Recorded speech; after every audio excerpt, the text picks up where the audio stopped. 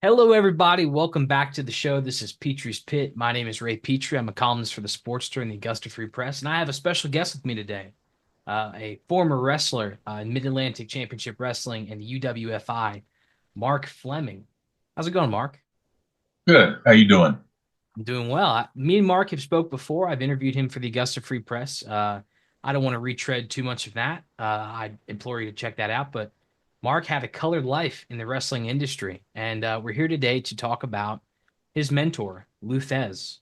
Uh, in my estimation, the greatest world champion in professional wrestling history, the last globally recognized champion. I don't think that's disputable, but um, you had an interesting relationship with Mr. Thesz. If you don't mind letting the fans know how you got to know Lou. Yeah, I first met Lou when I was wrestling for Crockett. We were wrestling here at the Coliseum here in Norfolk, Virginia, and he showed up at the matches. And of course, I didn't know he was there.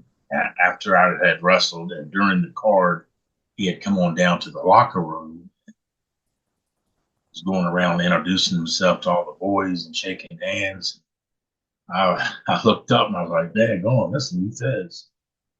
And of course, it was an honor to meet him. And I shook his hand and told him, that I really admired him and all that. And he asked me, he says, "So you can wrestle a little bit, huh, kid?" I said, "Yes, yes, sir. I wrestled in the amateurs." And anyway, he liked what he saw. He told me in the ring, and he liked my work. He says, "I like the way how you carry yourself in the ring, your ring sense, and all that." And he says, "They say you're from Norfolk," and I said, "Yes, sir. This is where I was born and raised." Of course, I was traveling out of Charlotte, North Carolina then for Rocket Promotions, but we in and out all the time. But anyway, he told me, he says, "Well, when you're in town sometime, if you want to work out, just give me a call." And he gave me his number and all that. He went on about his way, and Walter McDaniel was in the locker room with us. And Walter said, "Wow, man," he said, "you better take up that offer." He said, "Because he's the best that ever lived." Of course, I was well aware of that. And it was a few months down the road. It might have been close to a year because when I was working for Crockett, we were gone. We were on the road a lot. We drove back then. We didn't fly, or I didn't. And finally, I was home for a little period of time and gave him a call. Didn't think he was going to remember who I was, but he did. And he invited me over to his house, and we talked about wrestling, and he was kind of feeling me out about my amateur background and what I knew about, you wrestling, not the pro style, but the amateur, and just seeing if I really knew, how to wrestle as far as just talking. And it just went from there. He says, "Next time you're in town, let's get together." He says, "We'll go down to the gym." He says, "I like your style, but I think I can help you um, with some of your style because of the way you were wrestling and all." And he says, "I'll be glad to help you." Well, it just went from there.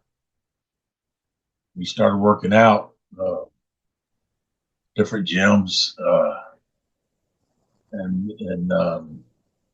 we got kicked out of one because we were we were people asked us about wrestling. I was asking them, do they want to get in there and roll around with me?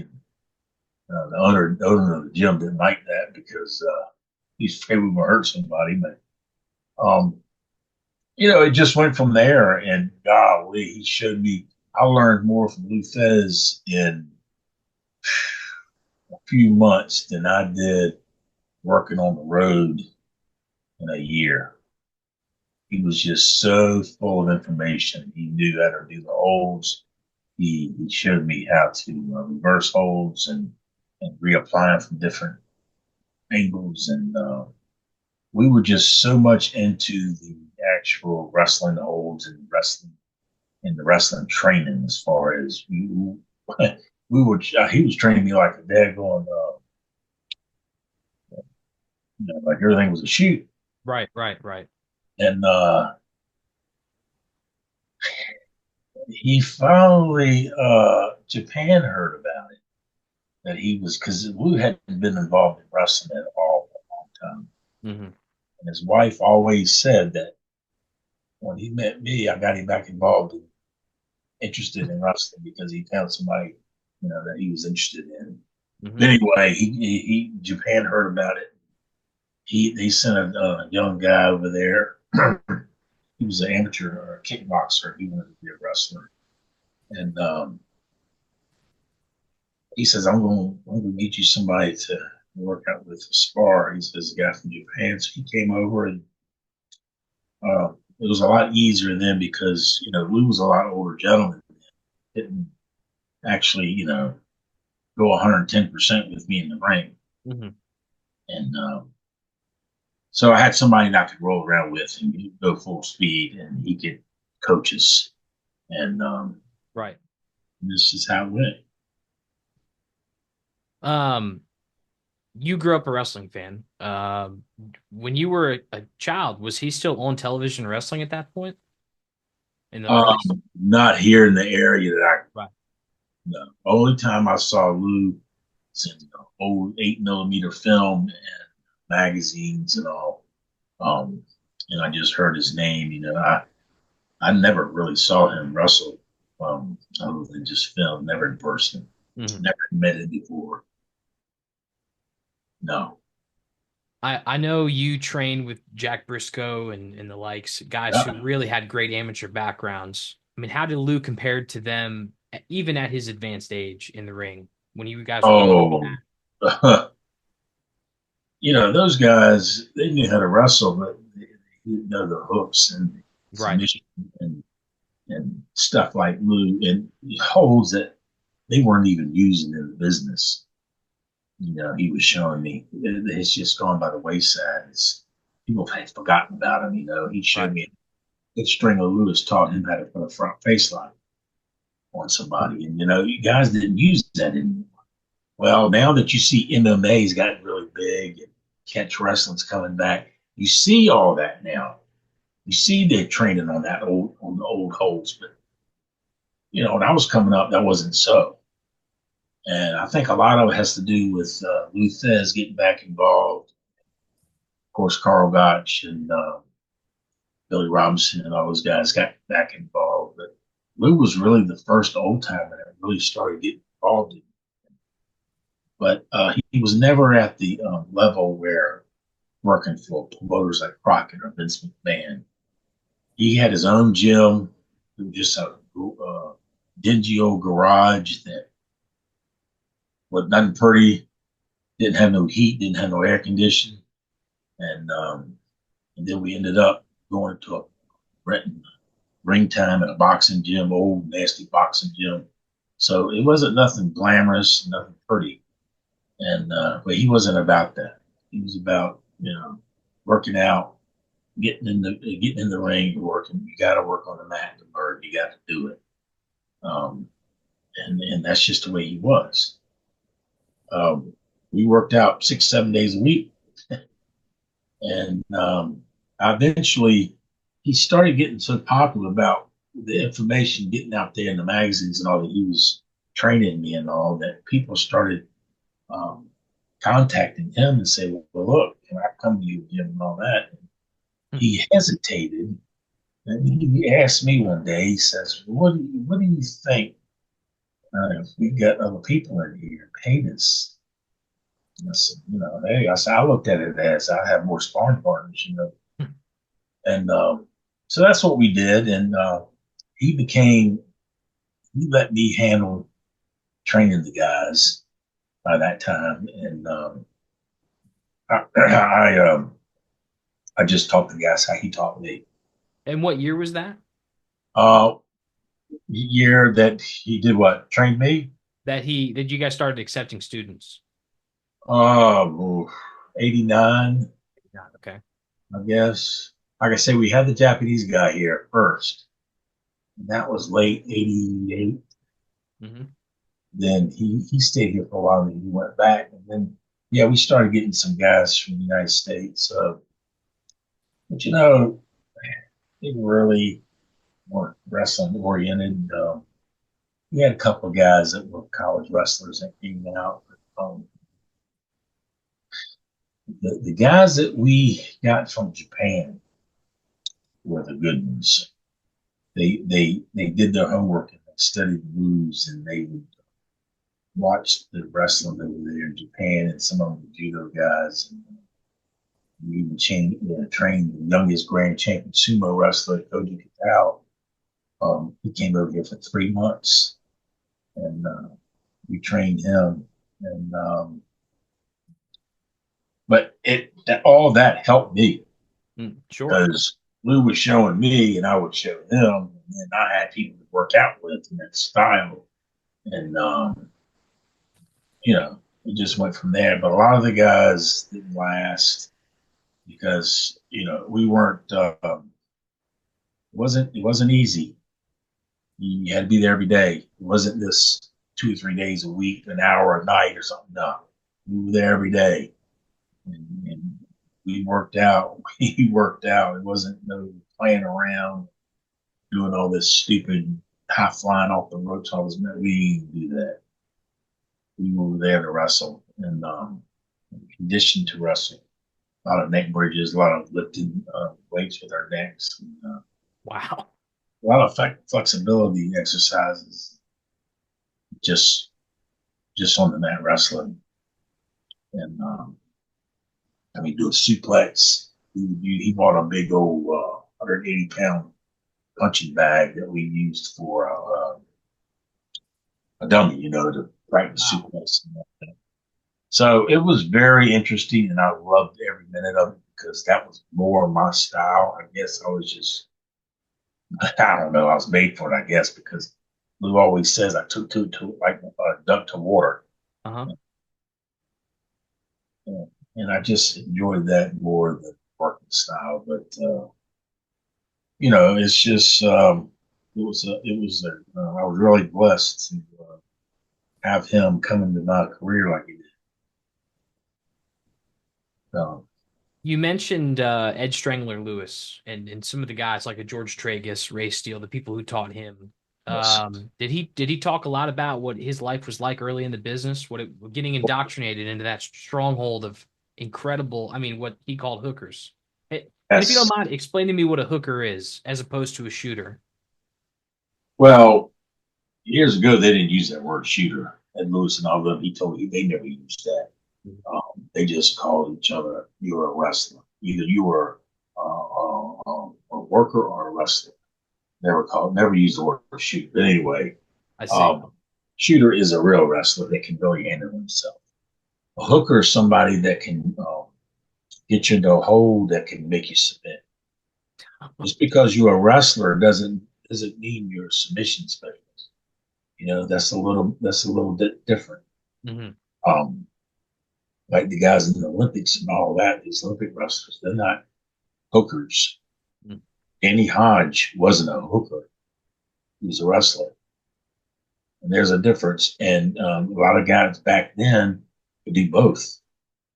The guys that wrestled in the carnivals, they had to be hookers, not just wrestlers, but hookers. Hooker is somebody that can get a hold on you and rip your shoulder out.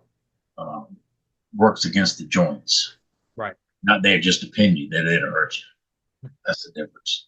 Well, they, And they used to wrestle like street, like they used to offer, hey, you can wrestle some guy, and if you last 20 yes, minutes, we'll pay you, right? So yeah, and those guys had to really hurt people. yeah, because you didn't want to lose the money, give them the money, you know, so they'd go ahead and break their arm or something like that. And that's where George Tragus came in. George Tragus was a hooker. He was also a freestyle wrestler. He represented the Olympics from Greece, but Lou said he was a hooker also. And to look at him, he looked like just an average Joe off the street. No muscle tone, had kind of a fat stomach. Mm. Uh, he said he ate a horrible, no diet, but he could wrestle. He could wrestle, and he could hurt you. And he did weigh about what 180 pounds at the most. But he was never a main eventer because he had no color, and he would tell the promoters, "No, I'm not losing to that guy," or whatever. He would always work the program, and they always kept him, in the first part of the card, first few matches of the card. Sure. But Ed Lewis, you know, the way Lou said, Ed Lewis was a great wrestler, but he wasn't a big hooker. Mm. He was more of a wrestler than a hooker.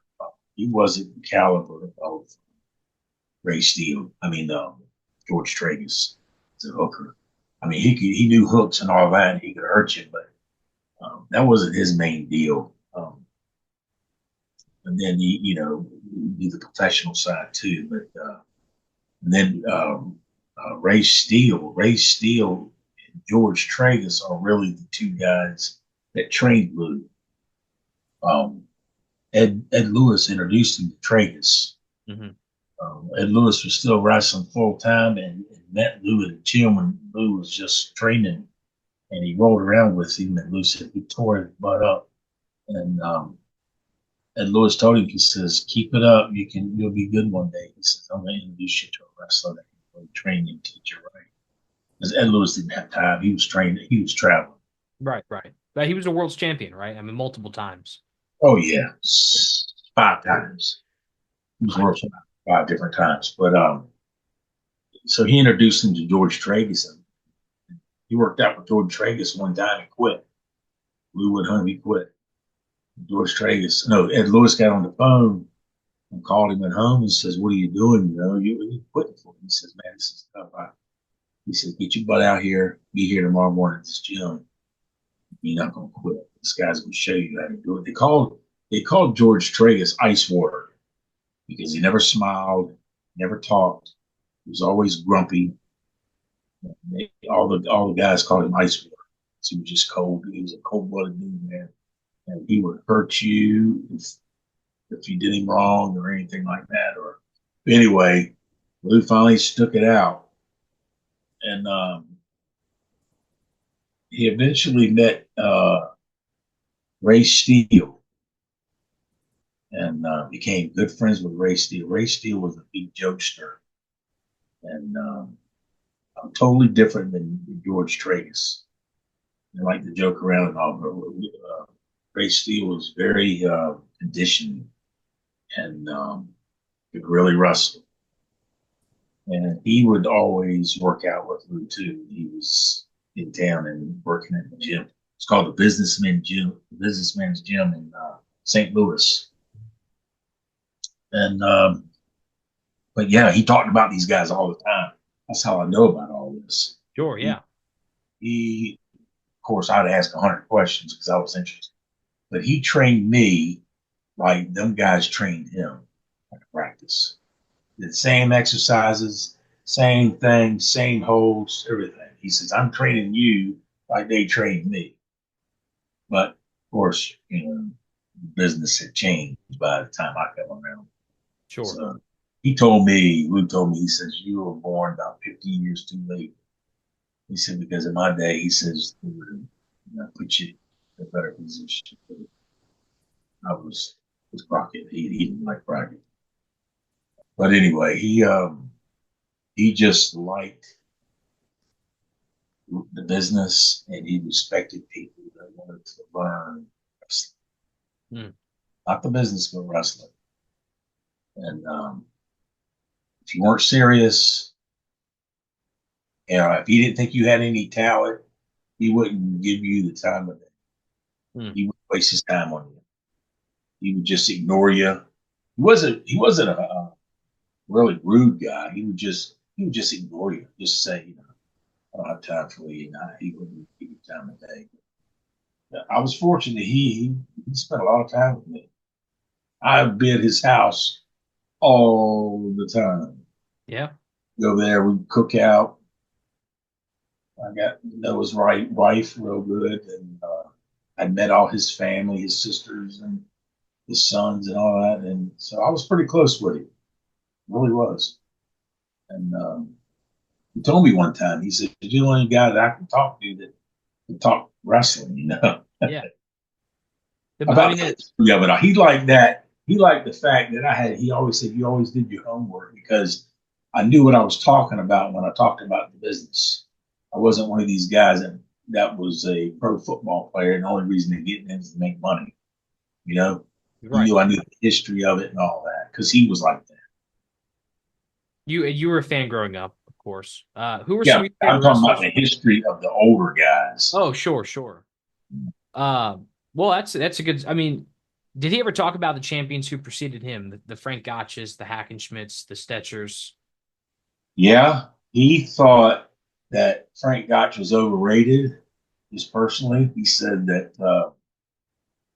He said that Ed Lewis was pretty good friends with George Hackenschmidt.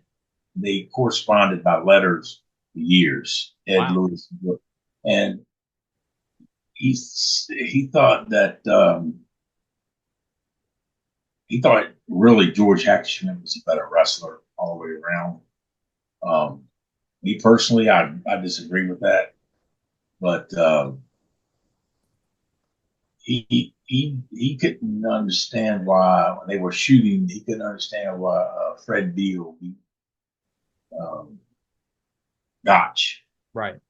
You know, it was supposed to be a shoot. But, he thought Gotch was a little overrated. Interesting. And Gotch wasn't a very good person, is what I've heard. Like, in what way? So he'd swindle guys, or Well, yeah, and just I don't know. He was just he never really explained it. I He see. just he just thought George Hackenschmidt was a better wrestler. I see. What about Stetcher? Oh yeah, he worked out with him. You know. Sure. Did they wrestle? Did they ever wrestle each other? I mean, Yeah, when Lou was really young. he was a rookie. He was working in Minneapolis for Joe Stecker's brother, Tony Stecker. He Hmm. was a promoter, and Joe Stecker at the time was in a nursing home, like a crazy guy, because he had some mental problem, Wow. depression. He was fighting depression, and he was in his 70s. And Tony Stecker, his brother, brought him down to the gymnasium one day. Of course, all the boys were eager to learn from him. And Lou rolled around with him, and Lou said he ate everybody up. Wow. That was in that, yeah, he said in his 70s, he just ate them up. Wow. He wasn't even in shape or nothing. He'd been in the home, and he said he was phenomenal. But he never really, I mean, that was the only time he ever had any contact with him. He knew his brother very well, Hmm. but he didn't. He just worked out with him that one time. He said he wiped them mad up with all the boys in the gym. Now I don't think Lou wasn't in his prime, obviously, or he was just a young kid working out. A lot Right. of intimidation, I'm sure, was there, but that's the story he told me. He did work out with Joe Stecker and had a big, big respect for Ray Steele and Lewis. He told me that Ed Lewis is the best wrestler he's ever. Fez And said that. Lou says that. Lou said that. Yes, Wow. he thought Ed Lewis was the best. He thought Ray Steele was second. Um, he he said that he described Ed Lewis to me as a gorilla. He was about 5'11". He weighed two. Well, with Lou knowing he weighed about 265. He said he had when you wrestled him, he had big wrists. He said you couldn't even hardly get your arms around it. He had your hands around his wrist, and his neck was so big. And he had a real big sway back. So when he stood in his wrestling stance, his legs were way behind him. He looked like a gorilla. He said, and strong. The man never lifted weights or anything. He hardly ever trained. He was just a born wrestler. He said nobody in his time he's never been beat in a real shoot. But Wow. Yeah, he said even Ray Steele couldn't beat him. He didn't like Toots Mott. Toots Mott and Ed Lewis were good friends, you know. Right. They were part of the Gold Dust Trio, right? But Lou did not like Toots Mott. He said he was a, you know, Toots Mott wasn't a very good fellow. You know, he would steal the guy's money, and Ah, yeah, he was kind of a shyster. And, so he didn't like working in New York, I assume. no, Toots Mott at this time was in Los Angeles. When Oh, okay. he was in L.A. with Lou Darrow, and they ran the Olympic Auditorium, and they sent Lou out there to work for him. And he said he won't there 2 weeks. He left because they caught Toots Mott stealing their money. You know, Wow. so that's when he went up to San Francisco and worked for Ed Santel, and he worked out with Ed Santel too. And you know, he was a big shooter, Right. and he was able to work out with him. Of course, Ed Santel was older, but they all said that they could tell Lou had something that would be good this time. So they were right. Well, he turned pro when he was 16, right? I mean, he was still a kid. He was he turned pro in 1933, 32, 33. Wow. He was working for an independent promoter. It was a preacher, and they had wrestling matches at the church there. And he would work for them. Nick Botwinkle's father was involved in that. Warren Botwinkle. Warren Bachwinkle, right. Yeah, he was a part of that. And he got he got his feet wet there. But once he started working with George Tragus, is when his career started. He started getting booked with Tom Pax in St. Louis, you know. Sure. And he was only pro 3 years before he won the title. Yeah, he won it in 37. He'd been in 4 years. He won it in 1937 from Everett Marshall. And he said Everett Marshall was a tough dude. He wasn't a wrestler, but he was just so daggone strong. He said he just couldn't do nothing with him. But Was that match a shoot or was it worked? Did Everett Marshall drop the title intentionally? you know, I never asked him that. Um, it was probably worked, but I think Everett Marshall had been champion long enough. He was tired of getting on. Sure. But you know, Lou didn't have it very long. He got beat by a guy named Precious Steve Casey, Mm. who did not like it all. He they got tangled up in the ropes. He said in Boston, Mass, and he beat Lou for the title. They got tangled up in the ropes, and Steve Casey kicked him behind the ear. Lou got an infection in his neck, and he lost the title. He was out for a little while because they didn't have antibiotics back then. Right, right. What? So Sure. he told me he got it. He paid him back years later. Wow. Um, you know, he wins it in 37. I guess he wins it again in the early 40s, a different world championship, but a world championship nonetheless. Yeah. A lot of people don't talk about Thesz in the 40s because it predates the NWA as we know it today. Um, who were some of his rivals that he talked about, in those days early in his career? Wild Bill Longson, Mm, he was world champion. sure. Lou was in the military. Lou got drafted during World War II, and he would get furloughed. Ed Lewis, of course, everybody knew who Ed Lewis was. He was stationed in Washington State, and Ed Lewis would had connections. How I don't know, but he would get him to. They would let him off nights to wrestle in certain towns where his training was in Washington State. Hmm. And so he still wrestled a little bit while he was in the army. He was drafted, stayed there 2 years during the war, and So he wrestled. Let's see, who was champion then? It was Ray Steele, Bill Longson, and then Bronco Nagurski won the title from what was it? Was it Sandor Zombo? I'm He not sure. Bronco beat Lou, didn't he? Oh yeah, yeah. I was getting ready. That's where I was getting to. They were wrestling, and right out he got out of the army, and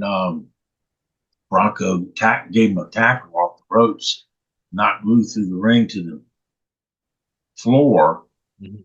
and Lou shattered his patella, his kneecap, and he was out for a year Wow. because back then they didn't have things like they do now. They Right. had he told me had to put a screen over his kneecap to keep it all together because it was in pieces, and he was off about a year, maybe a little more. Didn't wrestle at all, but he came back and won the title from Gursky. Um, yeah, and then he wrestled Bill Longston. He was a tough guy. He was a sparring partner for who was his, not Dempsey. He used to be a professional sparring partner for one of the world champion boxers. For Marciano, No, no, no. This is before him. I'm talking about Wild Bill Longson. Um, heavyweight champion, yeah, Joe Louis. no, no, no. Before him. Oh, Clinton Dempsey. Was it Jack Johnson? No, it couldn't have been Jack Johnson. I uh, don't remember. But Lou told me it Gene Tunney. could have been Gene Tunney.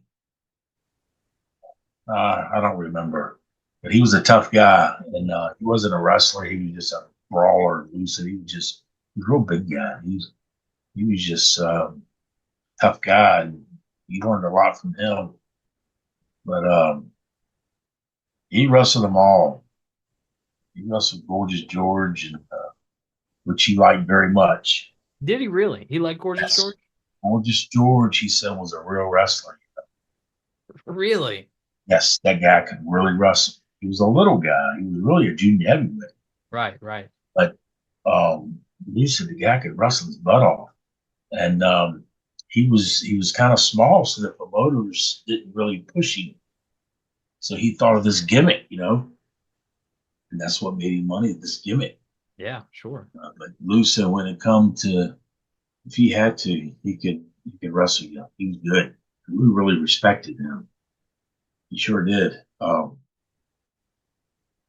But he respected the guys that could wrestle. He didn't respect the guys that couldn't wrestle. What And did he think of Jim Landis? he knew Jim Londas. He thought Jim Londas was uh, more taught than what he could do. But he's another little guy. Right, But right. yeah, he was comparing Jim Londas to Ray Steele and Lewis. He said there's no comparison. They weren't even in the same league. Right. Um, Ed Lewis was always heavy, and didn't look really presentable. And that's what made a lot of promoters mad. So after his prime, they really wouldn't push him no more when he got so heavy. And then, of course, Ray Steele died with a heart attack at a young age. So, but he thought guys like Dick Chiquette and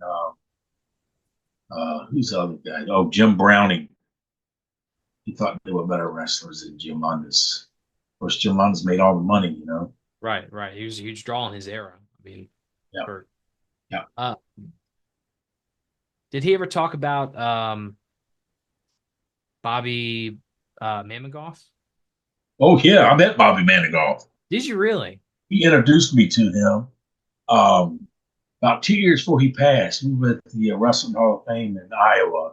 Lou and myself would go together every year, and he introduced me to Bobby Manigault, and they had a picture of me hanging up in the museum, Hmm. and I was talking to Bobby Manigault and talking about his. I was talking to him about his father. His father Russell Gotch. broke Gotch's leg. That's what he Really? was. Well, I didn't Yeah, know that. yeah. His dad broke Gotch's leg in his career. But anyway, I was talking to him about his dad and all that, and I says, "Well, this was a picture of me when I was wrestling." He looked at that picture. He says, "Damn." He said, "I'm glad you weren't around when I was," which was a compliment to me. That's But awesome. Bobby Manigault was a nice man, and Lou thought the world of him. He was Lou's best man when he got married, and ended up Lou being my best man when I got married. Really? Yeah, Lou was my best man. But Bobby Manigault was a great athlete. His dad was a great wrestler, and Lou really liked Bobby Manigault. Um, yeah, his dad broke Frank Gotch's leg. I didn't know that. That's they awesome. were, when they were appearing in the circus. Yeah. Wow. So as we go into the, I guess the late 40s, early 50s, Orville Brown is the inaugural NWA champion. He gets in a car accident, and Lou Thesz is asked to take the reins and held it for a long, long time. What did he ever talk about the demands of being a champion for that long?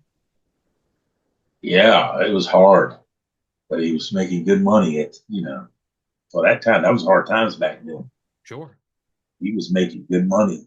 Um, but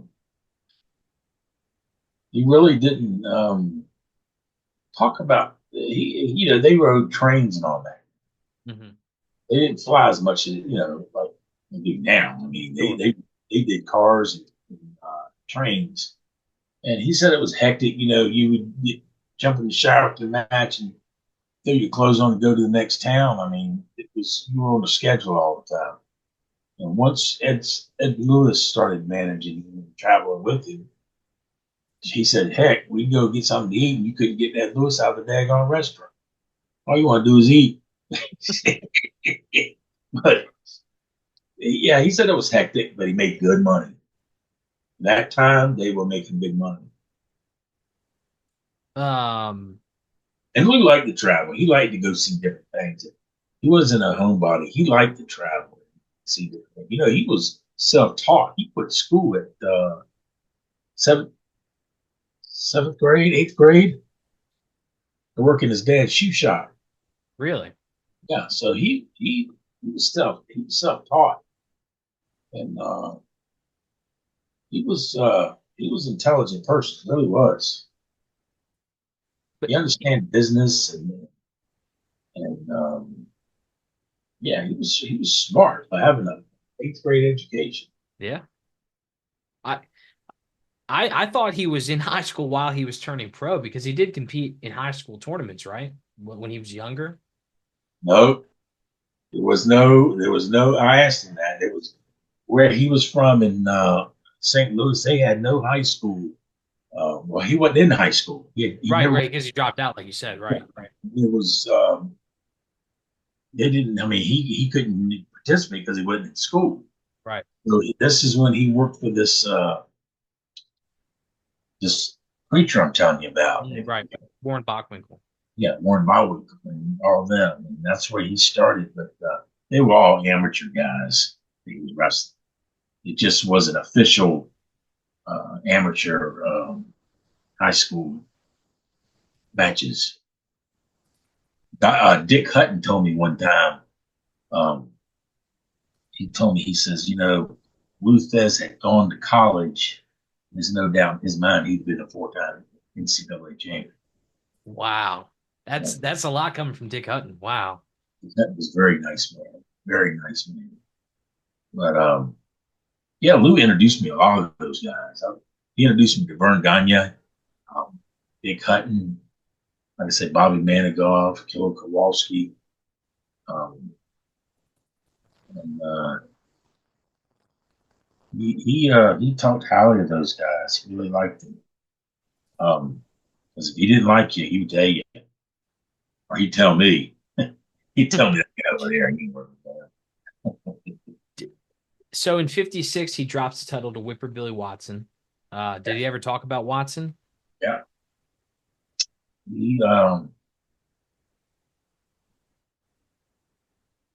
he he was really over in Toronto and all over Canada. Watts, Uh-huh. big name there, and we made money with him, so he really couldn't argue with him because he was making money. Hmm. Um, he wasn't that great of a wrestler. No, he just had a lot of community, um, what do you call it, involvement, Right. and he had a big name, and that really helped him. Sure. Whether I've never really heard Lou talk honestly say anything about him being a great wrestler. Could have been. I Sure. don't know. Lou really never really harped on that part, but I don't think he was his favorite. Well, He was he didn't hold the title long. Thesz got it back. And then yeah, he dropped it to, well, I guess, there's Edward Carpentier, cheated him for the title. Is that about right? And then yeah, they didn't recognize it. yeah. It was because of the who was it? It was a promoter. Who was the promoter that promoted that? Was it Fred Kohler? Fred Kohler. Fred Uh-huh. Kohler. Lou wasn't working a lot for Fred Kohler for some reason. Fred Kohler wanted control of it, and when that happened, um, he wanted to have somebody that he could control that title. And that's how that happened. But Lou refused to put him over, so they kind of stole it. Mm, And he just said that was okay. He didn't mind that. He knew he was gonna get it back. I mean, he could get it back anytime he wanted. right. He liked Ed Carpentier. He said he was a good athlete. He was a circus acrobat, but he didn't never talk bad about it. No. He eventually did drop the title and handpicked Dick Hutton as his successor, so to speak. And, Dick was a prolific collegiate wrestler, someone who had all the bona fides. Um, but I think is historically kind of remembered as not being a very great champion. What were Thesz's thoughts about how the NWA handled that? Very upset. He told me that he went to Sam Muchnick, told him that y'all have messed this guy's career up. He said, "Dad, going, y'all got a legit guy here, and he could ain't nobody gonna take it unless he lets him." And y'all did not promote him correctly. Um, and he was really hot about it because they wanted Buddy Rogers to have it again. Lou hated Buddy Rogers, and he said nope. He said Buddy Rogers wants to take it from me. If he thinks he can take it, let him take it. Right. He, Buddy Rogers scared death of Lou. Um, he thought the world of Dick Hutton and respected him because of his background, and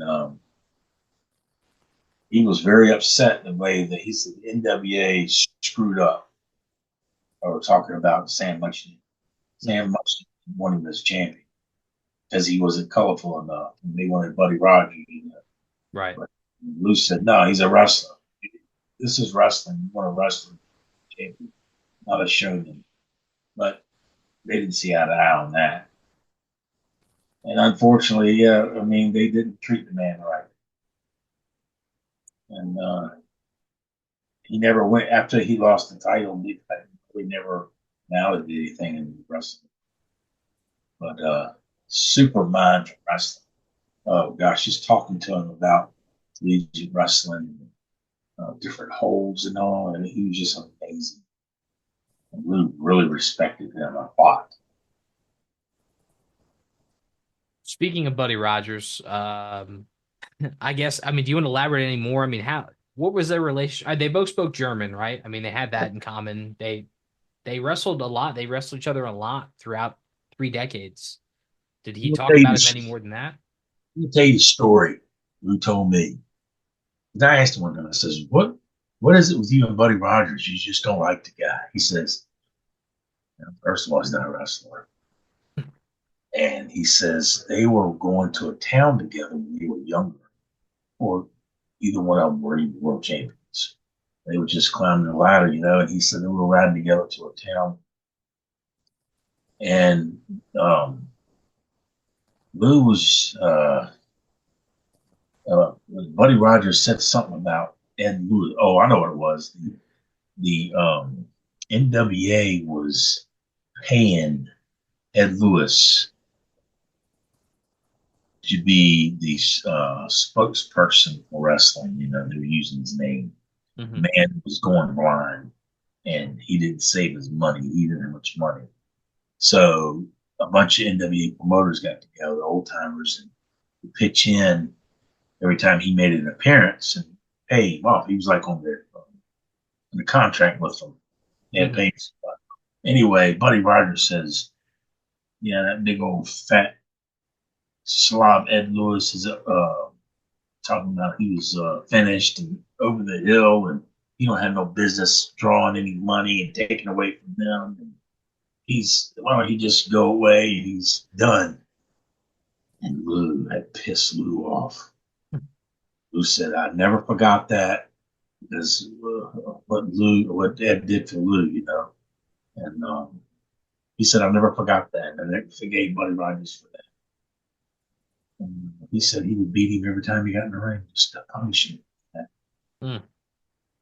because he disrespected Ed Lewis, not to his face, but to Lou. You know, Right. he never forgot that. So Um, he said he never liked Buddy Rogers. Rogers had the title and mainly stayed in the Northeast, working for Toots Mont and McMahon. I guess, I mean, tell me if this is true. The NWA was tired of it. They wanted him to travel and he wouldn't. So they sent Lou Thesz to beat him. Is that right? Well, no, he was going to try to work for Toots Mott and McMahon and work for Sam Muchnick too as a Mm. world champion. He would drop the title to nobody. And Sam Muchnick wanted somebody strong and handle himself. And every time he would tell Buddy Rogers to drop the title because he was going to New York and be their champion, Buddy Rogers would refuse to do it. So they called Lou and said, "You know, do what you got to do to this guy, but we need the title back." Hmm. He goes, I think it was in Toronto, beat Buddy Rogers. And Lou had been retired then. Lou had retired Really? carpet business, and the his wife had a his first wife had a interior design company where they go into a place and put curtains and all up and the carpet and everything. And Lou was helping her with that. He'd given up on wrestling. And Sam Muchnick offered a lot of money. He said, "Come out here and just stretch just Buddy Rogers to get the title back." And that's what he did. So Buddy goes, runs to New York, you know. Right. And that's how the WWF was born. I mean, he Yeah, was the inaugural exactly. champion, right? Because they didn't want to stop uh, And Lou recognizing didn't him. work in New York much. He did when he was champion Hmm. before that in the 40s and early 50s. And he worked with Jesse McMahon, Vince Senior's father. Right, right, Younger. He worked for him, but Lou really never worked in New York because he didn't like the fans. He didn't really care. And he didn't like Toots Mondt. right. He really didn't like that organization. So when he was world champion, he enjoyed it. And then that's why he went on to put it on Buddy. And of course, they made Buddy the WWF champion. But, he told me that later years that him and Buddy buried the hatchet and they were cordial with each other, but he still didn't like it. He never liked him. He drops the title to Kaninsky after almost 3 years holding it, his last reign as the NWA champion. Um, and begins to wane out of wrestling. I guess before we get to later on, closer to when you met him, what he was a big star in Japan. I mean, which obviously led into your ventures in Japan. Did he ever talk about Riki Dozan? Or, I Oh mean, yeah, yeah. We went to his grave. Um, wow. Yeah. He made a lot of money with Ricky Doze. You know, Ricky Doze was part of the mafia over there. Right, right, right. It is how, yeah, right. Um, Lou made a lot of money with him.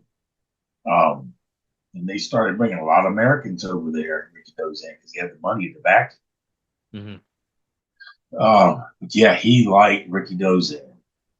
He helped him a lot to transfer from, sumo to wrestling. But yeah, he didn't mind. He knew that Ricky Dozan was in some dirty stuff and all that. But as Right. far as dealings with him, as far as wrestling business, yeah, Lou liked him. He said he was a good card there, Was and he a real deal tough guy? yeah, he was a tough guy. Yeah. He wrestled a little bit, but not Lou's caliber. But yeah, he was good enough for Lou to put over. Lou liked him. He liked his reputation. Yeah, and he took care of Lou. Really paid Lou well, is what I understand. Did he encounter Inoki and Baba when they were young? I mean, really, like when they were starting out with Ricky Dozan? Oh, I'm sure he did. I never heard him talk about when they were young boys, but yeah, he was going to Japan and all that when they were young boys with Ricky's gym. Right. Um, he wrestled both Baba and Doki for years. He worked for both their companies, but yeah, I mean, he liked Inoki, he liked Baba. I never really heard him talk bad about either one of them. Hmm. Um, he respected Baba because Baba was really a good athlete before he got Right. really, and Noki was too. Um, yeah, he liked those guys, and he made a lot of money with Japan. He had a lot of influence in Japan because Ricky Dozan respected Lou Thesz, and he put Lou Thesz on the pedestal, and that really promoted Lou to Japan in the early years. But and he was the first world champion to take the title and defend it in Japan against a Japanese wrestler. That was against Ricky Dozan. Right. Like 30,000 people or something like that, right? Oh yeah, it was in a baseball stadium right there where we wrestled. When I was there, the baseball stadium was torn down, and they built Korean Hall, I see. and Okay. that was built right on the same locations where the baseball stadium they wrestled at. But oh yeah, he liked Ricky Dozan. We went to his grave. They got a big monument there and a statue of him there, and we went to see all that. Did he talk a lot of, I mean, did you meet Carl Gotch? Did he talk about Carl Gotch a lot? I never met Carl Gotch. He had left Japan. I went for the UWFI. There was a shoot fighting, you allowed to kick and all that. Hmm. So a point system and all that. And Carl Gotch left them because he didn't like the kicking aspect of it. He said that's not wrestling. Sure, sure. And I agreed with him 100%. And I told Lou I agreed. But he quit and left, but that was just their style. Stop. So Carl Gotch quit him and left, went to Florida. And I never met Carl Gotch. No. Did Lou think a lot of him? Lou liked him. Lou thought he was arrogant. No. He was Okay. very arrogant, but Lou liked him because he respected him as a wrestler. Yeah, he respected him. And like I always say, Lou respected wrestlers. So he respected him like he did Dick Hutton and all the rest of them. But they had some ups and downs with their relationship. Um, yeah, I mean they got along. Lou just said he was a little arrogant. That's just the way it is. You mentioned meeting Vern Gagne. What was that encounter like? Well, he was at this Wrestling Hall of Fame we were at, and Lou said, "Come here, I want you to meet Vern Gagne," which I had never met. Hmm. Uh, no, I take that back. I did meet him. I met him in Spartanburg, South Carolina, wrestling. I was wrestling there. He was there. Him and Eddie Graham were there. Because we were before Crockett sold out the Thesz, we were going to get together with Vern and Eddie Graham in Florida and make USA Wrestling, which they did. They didn't last long. Mm, And I met Vern Gagne there, and okay. but it was just like he'd come in the locker room and walked around and shook everybody's hands. It wasn't I had a conversation. And but then years later, I met him. Lou Thesz introduced me to him at the Wrestling Hall of Fame. And the thing that I remember about that is when Lou introduced me, he says, Vern, I want you to meet this kid. He says, I've been helping. He says, taking him to Japan on 19 tours. He says, this boy can really go. Well, that made me feel like 10 feet tall, you know. I'm telling Vern Gagne that I could really go. That was a compliment to me. Mhm. And Vern, I remember Vern said, oh, yeah. And he shook my hand. We talked a little bit. And then the next day, we were there for 3 days. The next day, Vern was very friendly to me. He shook my hand. And you could see he respected me because, of course, because of Lou. If Lou said I was to go, he believed him because Lou wouldn't just say that about anybody. Right, right. That just made me feel like $1 million when he said that. I thought, wow. But Vern, anyway, Vern and Lou wrestled like 90 minutes one time, didn't they? yeah, he liked Vern. He said Yeah. Vern was good. Vern went to Olympics. Well, I think he was a sit-in for the Olympics. He went. I Hmm. don't know if he competed or did he? I can't remember. But he liked Vern because he was a wrestler. He Right. wasn't a Vern was not a hooker. Mm. He was a wrestler like Eddie Hodge. And but yeah, he liked Vern. He always told me he said Vern is really a junior heavyweight. He's just gained weight to be a heavyweight, but Mm. he's really a junior heavyweight. That's when he was at his best. But he liked Vern Gagne. Yeah, he respected him too a lot. Did he ever lament that Gagne never became the NWA champion? Because obviously, eventually he left and started the AWA. But Yeah, uh, I never really asked him that question. I know Vern was the NWA United States champion, Fred Kohler. right, Never got the world title. I think he was too small. I see. Really, a junior heavyweight at the time. Right. He beat Sonny Myers for the junior heavyweight title, and when he was working for Leroy McGurk. So really, he was looked at upon all the old timers as a junior heavyweight. Right. And then the older he got, of course, he started coming himself, and he got bigger. He got the AWA, but yeah, I've never heard Lou talk about he should have got an NWA title because he Mm. always thought he was just a junior heavyweight, like Danny Hodge. He was Right. a, he was a junior heavyweight champion for years, but I never heard him mention why Vern never got an NWA title. No. Um, the Luthez belt is the title he defeated Everett Marshall for. He eventually brought it to the NWA. And you wore it for quite a while. Is that right? Yes, I worked 2 years from 1990 to 92. And when I held it, Lou was my manager at the time and was advertised that way. And Lou gave it to me. It was in my possession at all times. I mean, I carried even the shows that Lou couldn't make it go with me. I took the title and he said, "It's yours." And it wasn't one of these deals where he would bring it to me and give it to me and let me wear it in the ring. It was Right. mine. He says, "You want it? It's yours." And yeah, I wore it for 2 years straight, and it was an honor because that thing's got a lot of history. Yeah. They used to put it in store windows when it had the precious diamonds and real stones and all in it before the Depression, and then they would put it in the bank store, in the bank windows to advertise the matches.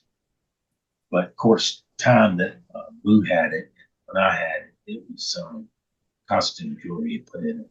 Right. That it was the same medallions, the same buckle. That he told me that the leather strap had been replaced once. And one time it was white, and they replaced it with black. But Tom Pax is the one that had that made. Lou told me it was made through a silversmith in St. Louis, made that by hand. And when you looked at it, you could see each individual piece was separate. And it was amazing. It was a beautiful piece of work. It wasn't that big, Hmm. but it was the buckle itself was about the size of a softball. But it had the medallions on the side where the wrestlers were on there. They were all individual. It wasn't all made into the same thing. It was all individual pieces. Yeah, it was made by a silversmith in St. Louis. And Tom Pax presented it to Thesz after he beat Marshall. Was that title used in UWFI? Yes, Yeah. that's the reason I. That's the reason I had to give it up. That was that's the whole story in itself. There, um, I was working with the title, and Lou was my manager. We would go around and we did some TV, and I was the international champion. And in '92, Lou said, "Look," he says, "as a group has well, which I knew because they had already featured me in their magazine a couple of years before I even went with. But anyway, Hmm. this shoot fighting people. Um, he says, I'm gonna have a scout come scout you from UWF. Uh, they want to see, if you're what they want. So they came down here and scouted me, and they told Lou they said they wanted me right away. So I went the next month, and but Lou says, look, on one condition, you got to advertise him as the international champion because that's what the NWA retired that belt, so he changed the name to the International Championship, Hmm. called the World Championship. Come on, because he retired. And anyway, Lou told him, he said, you got to, of course, recognize him as the international champion and all this. And the Japanese says, well, we don't want that because this group we got, we don't have no title belts or nothing. And he said we can't advertise any champions. So Lou left it up to me. He says, well, what do you want to do? I says, I want to go to Japan. And he said, all right. So they couldn't advertise me as the national champion. But when I would come back, I would work shows as the international champion. I still had the belt. But eventually I had to give it back because they came to Lou about a year later and Hmm. said they wanted to put a belt on the tournament and call it their world champion. Right. And we said, well, okay. So they had a uh, tournament, I guess you could say. And Takata beat Gary Albright. So Takata wore it for a while. Hmm. I don't know how long. And then he got beat by Dan Vader. Mm. Vader held it for a while, but not very long. And that's when Lou said, oh, wait a minute here. He Right. said, nah, I'm not doing this because he's not a wrestler. Right. So Lou pulled the title off of him and left. He left. I had already gone. Right. I had already left the company. But Lou left. As soon as they put it on Vader, Lou left. He's like, nah, he's not a wrestler. He's not going to represent the title. So anyway, that's what that meant. He was a trainer for the UWFI along with a couple other legendary grapplers in their own right. Is that Yep. correct? We would go to the dojo every morning. We were required to work out all day long. Um, Lou would come down there. We had Billy Robinson. He was a trainer. He worked out with us. Danny Hodge. And then they had a match one time with Billy Robinson versus Nick Botwinkle. And now Nick came down to the dojo and all that. But yeah, they would just pay an honor to the older guys that could wrestle. And of course, Lou really he really encouraged them to do that because it gave the promotion credibility. Right. Because Billy Robinson was a hooker, was a wrestler, he was everything. Billy Robinson was good. I rolled around with Billy Robinson. He was good, and he could hurt you too. And of course, Danny Hodge. Um, Danny Hodge would have probably been UFC champion several times if he was that was around. He was around. He could box too. Yeah. But Big Golden Glove boxer, right? mhm, Yeah. mhm. Same year he was in on the wrestling Olympic wrestling. He Bockwinkel, Nick Bockwinkel, could he handle himself? I mean, was he really? Yeah, I mean, a heck of a lot more than the guys today. I Yeah. don't, I don't know of anybody. Maybe he's not even around anymore. Maybe Kurt Angle. Yeah. I mean, like a Lesnar or like Bobby Lashley was a collegiate wrestler, maybe him, someone like that. Uh, who are we talking about? Talking about you just talking about like tough guy, like good actual grapplers in wrestling today. Yeah, I don't know many. I don't know any that I would put my money on. Maybe Kurt Angle. Maybe Brock Lesnar. But yeah, I don't know. But what were we talking about? Lou. Um, I was asking you about Nick Bockwinkel. I was asking you about. Nick Bobbitt. Yeah, yeah, he was good. He was more of a worker, but he was good. He knew how to wrestle, and of course, his daddy was very good. Daddy really Yeah. nice, and he learned from his dad. He was good. He was good. Not Nick Bowwinkle brought a lot of credibility to be held in the AWA. That's why Vern let him have it. Vern Yeah. respect. Yeah, Nick Bowwinkle was a heck of an athlete, and Lou really liked him and respected him. Yeah, yeah. No, he wasn't in the caliber of Danny Hodge and Billy Robinson because he was he was well respected in the business. Yeah. Um, Lou had a pretty prolific career in Mexico in the 70s, right? Yeah, yeah. He went there and made a home for a while. Um, he wrestled there, but he told me one time. He said when he went there, he was getting dressed in the locker room, and he had his black boots, black trunks on, and had a black robe. And the promoter came in and says, "Where's your gimmick?" Because everybody there wore masks. And all. Right. Lou says, "I don't have a gimmick. My gimmick is wrestling." Right. But they must have liked him because he went over there a lot. He liked it over there. He told me he liked Mexico. Um, Well, he would have been almost 60 then, right? yeah, Lou wrestled for a long time. It's Wow. un. I ask myself all the time. I ain't a day goes by that I don't ask myself, how did he do it?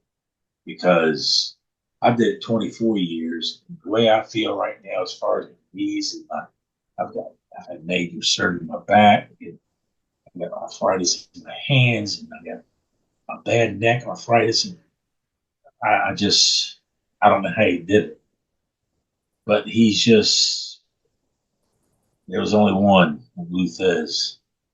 Ain't many guys like him. Yeah. I mean, even Ed Lewis and all those guys, nice as long as he wrestled in how many decades?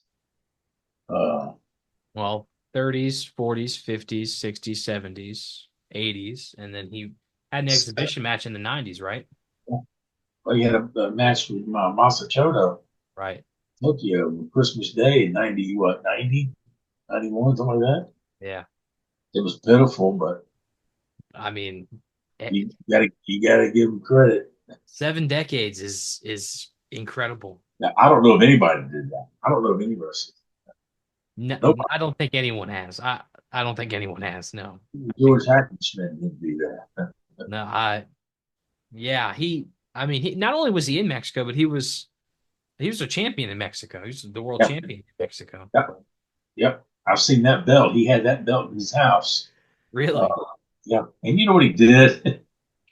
What did he do? He auctioned it off to a what was it? Pro Wrestling Illustrated magazine. They did a thing and they auctioned it off for something. The winner got it. Yeah, but Uh, do you know who has the Thez belt now? well, yeah, they got a replica in the Wrestling Hall of Fame. Hmm, It looks identical. really?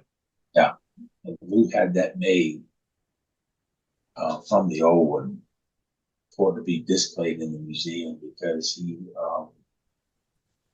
was given to Koji Miyamoto, who was a wrestling historian and writer for Gong magazine, a lot of wrestling magazines over there. And he really helped Lou out during the years Lou was going over to Japan. He picked Lou up, he did everything for Lou in Japan. Hmm. Did all his negotiating for him, which he didn't understand and language and all that. So he gave it to him, which killed me. Sure. But that's just the way it was. He's got it now. Why they don't let the museum have it, but Right. that's well, there's an identical replica in there now, but you can tell the difference. Um, Lou, unfortunately, Lou has been lost just to time. That much time has passed since he was champion, the NWA champion, and his career ended so long ago. To wrestling fans who are not familiar with him, who have not seen the 8 millimeter footage or the YouTube videos, or what would your lasting remark be about his career, about the man, about the myth, the legend, and a person who, like you said, was the best man in your wedding, a close friend, a confidant, a mentor to you? You just said it. He was the man. He ran wrestling. He ran the business by his ability, and he was the world champion and then held that with an iron fist and made his own decisions. That's something else that always amazed me about him. He made his own decisions. He told promoters what he was going to get paid and what was going to happen, or he won't be there. And he was just, it won't be another one like him. Not that I can see, because the business is not the business anymore. The business is crap. And I hate to say that, but I can't stand the business now. It's awful. And it's a whole different ball game now. But it'll never be nobody like him. Nobody. No, nobody can hold a candle to him for what he represented. Now, I'm not talking about showmanship. I'm talking about hardworking, can handle himself. You get the tit in the ringer, he can handle himself, and he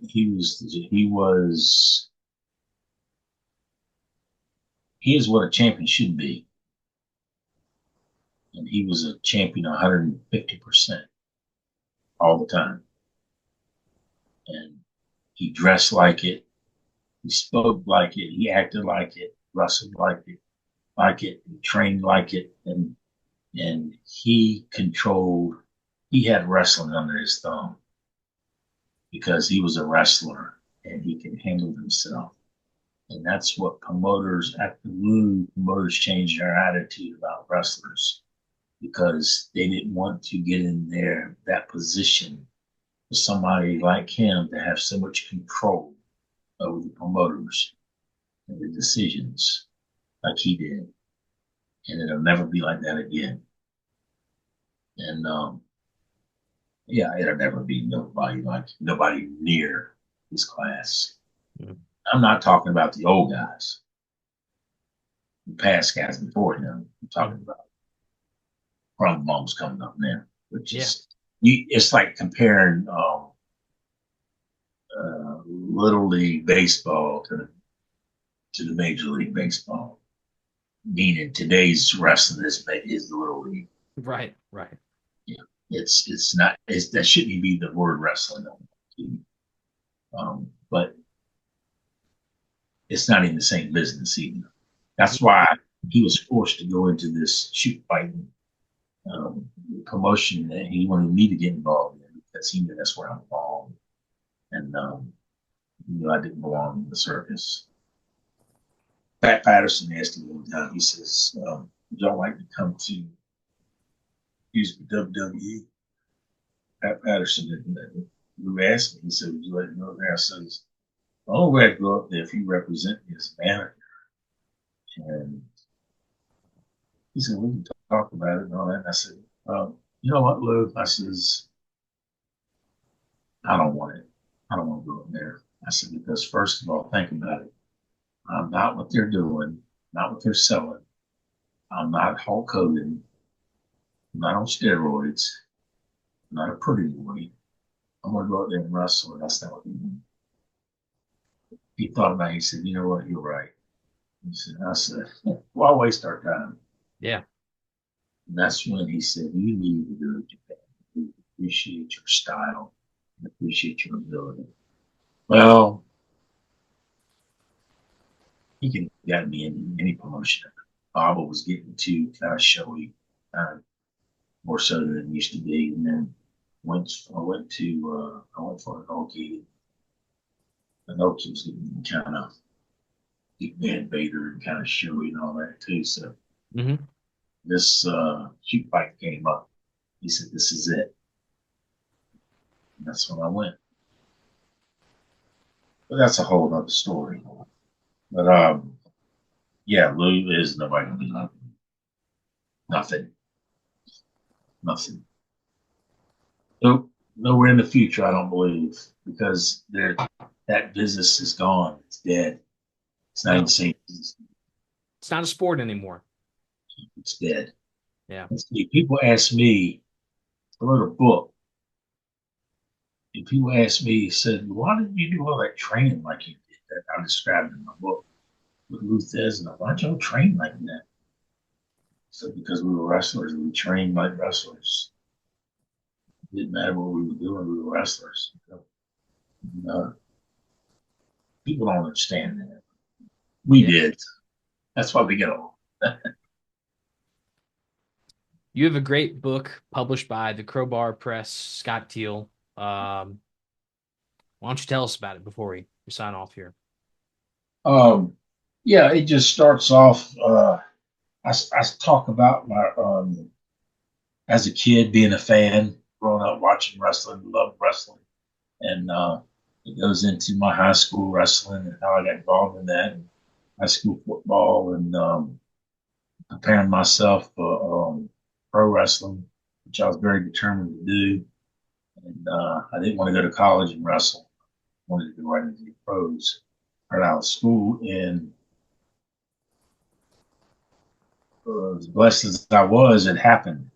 Um, I worked hard though, and it wasn't easy. You know, I had nothing handed to me. I had no name. I put in there at a tryout camp by the Anderson brothers. I was unknown. They had guys there who were big football players, some high school, I mean, some college wrestlers. I wasn't the biggest guy there. I was second smallest guy there. And I went out there and I showed them up, and I showed a lot of heart. And the Anderson brothers recognized that. And that's what my book talks about, and talks about me on the road as a rookie and being very, very intimidated at first because it's, people don't understand it now, but it ain't nothing like it was then. It was a lot of the old timers around, and they would shoot and stretch you whenever they got a chance if it made them look good or whatever. And yeah, I just talk about that and how I just kind of went up the ladder and met Lou, and Lou helped me out describe all that, shoot fighting and all that. And go all the way up to the present day when at the time I had a gym. And I just tell really my whole wrestling life. And that's about it. The book is called It's Wrestling, Not Wrestling. Right. Great name. I think it summarizes this conversation very well. Um, Mark, I want to thank you for your time. We're going to have your book linked in the description below. I implore you guys to check it out. You wrote this yourself, right? Scott I Teal wrote, didn't really help you, right? I wrote it. I wrote the first three chapters by hand, piece of notebook paper. And called him one day and I told him, I said, this is what I'm doing. I don't know if it would sell, but I would like to know your opinion because I knew he wrote books. He says, well, send me what you got and I'll let you know. It's yay and nay. And he called me back. He says, keep writing. He said, so far, what you guys interested? He said, keep writing and send me more. So I did that. And he finally agreed. He said, you know what? He said, I think you got something here that's very interesting. And he published it for me. And it's on its second printing now. So we've done pretty good. Here we are. Mark, I want to thank you for your time. April 24th would be Lou Thesz's 109th birthday. He was born in 1916. He was born in 1916. 109th birthday. So we did this in honor of that and to honor a career that is, like I said, somewhat forgotten, but he is the consummate champion and the greatest champion in wrestling history. Bar none, I don't think there's any. No one else is in the conversation. So thank you for letting me into some of the wisdom he shared with you because, like you said, I'm sure he didn't a lot of people into that stronghold. Yeah, yeah, he was a character. He was definitely a unique person. Well, thank you guys for watching. Please like the video. Leave us some comments for Mark, for myself, about Lou Thesz. Any questions you have, any maybe anecdotes if any of you guys watched him live. But as always, thank you guys for watching.